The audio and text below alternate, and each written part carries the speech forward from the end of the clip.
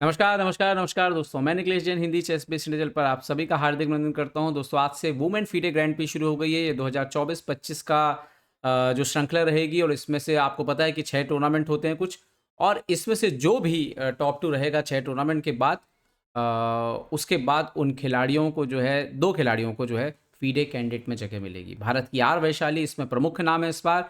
Vaishali current world ranking में joint number 10 पर हैं, इंडिया की नंबर 2 प्लेयर बन चुकी हैं हरिका के आगे और इसीलिए उनका इस टूर्नामेंट में खेलना मायने रखता है।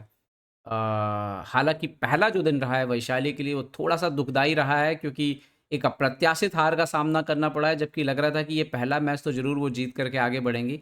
हालांकि अभी 8 राउंड और हैं, देखते हैं आगे क्या होगा। इस टूर्नामेंट में खेलना अपने आप में बड़ी बात है। शुरुआत यहाँ पर जो है वैशाली ने काले मोहरों से की। यहाँ पर C4 खेला उनके अपोनेंट ने। वैशाली ने खेला E6, night F3, D5, C3, bishop G2, DC4 line खेली, क्वीन A4 चेक कैटलन में और उन्होंने मारा यहाँ पर bishop D7, queen C4, Vaishali खेलती है C5, नाइट आता है E5 पर, वैशाली खेलती है क्वीन C8 जो सबसे स्टैंडर्ड लाइन है। और यहाँ पर उनके अपोनेंट जो है एक इंटरेस्टिंग मूव खेलती है क्वीन D3।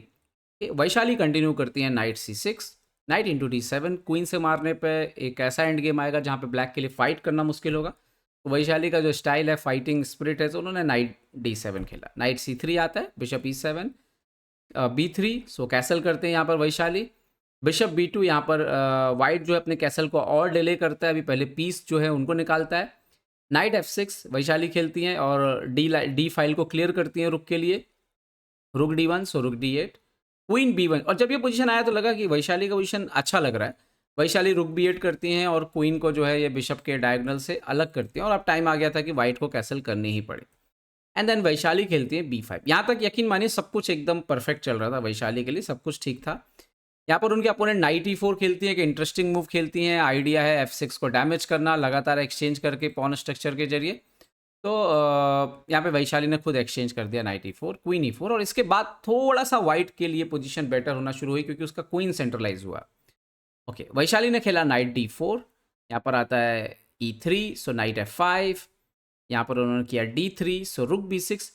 और ये जो एक्चुअली में जो पोजीशन आया यहाँ पर बार बार जो एक चीज़ का मतलब एनालिसिस में समझ में आ रहा था कि क्वीन जो है वो A6 के जरिए यहाँ पर थोड़ा सा क्वीन साइड पे और प्रेशर डाल सकता है।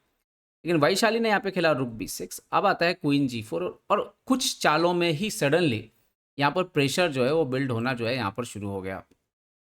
और इसके बाद देखिए आगे क्या होता है। वैशाली ने को खेलना पड़ा बिशप F8, अभी आता है बिशप E4 और यहाँ पर वैशाली खेलती है क्वीन D7, रुक बिशप आता है E5, वो खेलती है नाइट यहाँ पर A6, जबकि हालांकि यहाँ पे नाइट E7 भी एक इंटरेस्टिंग मूव है, नाइट E7 और G6। उन्होंने खेला नाइट A6, क्वीन पीछे जाता है एंड देन वैशाली खेलती है F5 जो कि उनका स्टाइल है इसके साथ, लेकिन उनका किंग जो है वो थोड़ा कमज़ोर होना इसके साथ शुरू हो जाता है। बिशप F3, वैशाली खेलती है नाइट F7 और अब उनके अपोनेंट खेलती हैं D4 और ये वो मोमेंट आता है जहाँ पर वैशाली से एक बड़ी सी गलती होती है। अच्छा, ये पोजीशन पे वैशाली जो है सबसे जो इम्पोर्टेंट चीज़ है कि ये फाइल ओपन हो रहा है। वैशाली यहाँ पर सोचते-सोचते 8 मिनट बचे थे उनके पास। वो डी यहाँ पर वो C4 खेल सकती थी, C4 और इस तरीके से गेम चलता, जो कि एक इंटरेस्टिंग गेम है और लगभग इक्वल गेम है। और वैशाली ने यहाँ पे नाइट इंटू E5 मारा और यहीं पे उनसे जो मिस कैलकुलेशन हुआ वो देखने वाली बात है। यहाँ पर पहले आता है DC5, नाइट D3 और आपका रुक एक्सचेंज यहाँ पे चला गया, एक्सचेंज आप डाउन हो गए। नाइट अच्छा लग रहा है 6th रैंक पे, लेकिन क्या आपके पास इतना टाइम है कि आप ये पॉन को यहाँ करके यहाँ पहुँचा दें E4 पर। तो उन्होंने खेला बिशप C6 और क्वीन C6 यहाँ पे जाता है और इसके बाद सडनली पोजीशन एकदम ही लॉस पोजीशन आ गया। तो मुझे जो समझ में आया कि पता नहीं वैशाली को यहाँ पे मिस क्या हुआ, क्या उनसे बिशप ये जो मूव है ये मूव उनसे मिस हुआ है। क्योंकि प्रॉब्लम ये है इस मूव के बाद कि अगर आप सोचिए कि आप क्वीन D6 चले जाएं तो यहाँ पर आप देख सकते हो कि बिशप B5 आ रहा है और उसके बाद ये नाइट मर जाएगा। तो मुझे लगता है जो सबसे बड़ा ब्लंडर हुआ वैशाली से, जो उनको कैलकुलेशन में दिखा नहीं। जब आप इस तरह की मूव खेलते हैं कई बार आप तेज खेलते हैं और आप देखते नहीं है किस तरह का कोई थ्रेट आ रहा है।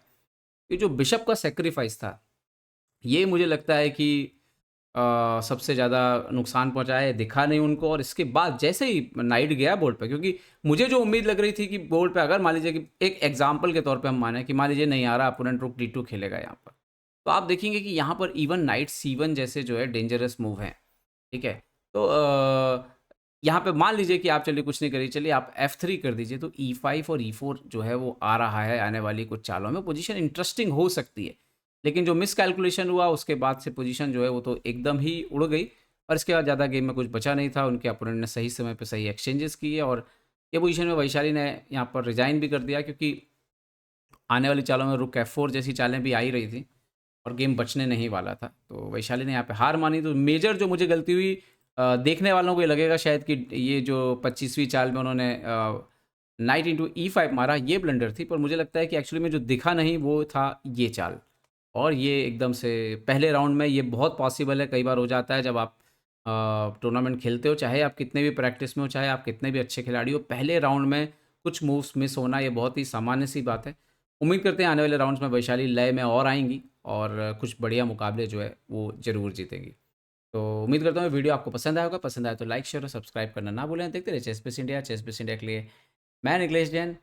जय हिंद दोस्तों।